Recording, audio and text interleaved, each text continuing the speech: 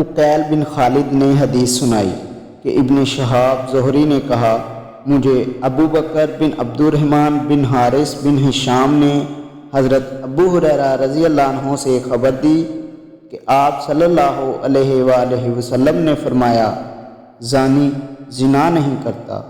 پھر گزشتہ حدیث کی طرح بیان کیا جس میں لوٹ کا ذکر تو ہے لیکن قدر و منزلت والی چیز کے الفاظ نہیں۔ ابن شہاب زہری نے کہا، مجھے سعید بن مسیب اور ابو سلمہ بن عبد الرحمن نے حضرت ابو ہریرہ رضی اللہ عنہ کے حوالے سے رسول اللہ صلی اللہ علیہ وآلہ وسلم سے اسی طرح حدیث سنائی جس طرح ابو بکر کی روایت ہے، لیکن اس میں لوٹ کا ذکر نہیں ہے۔ صحیح مسلم حدیث نمبر 203۔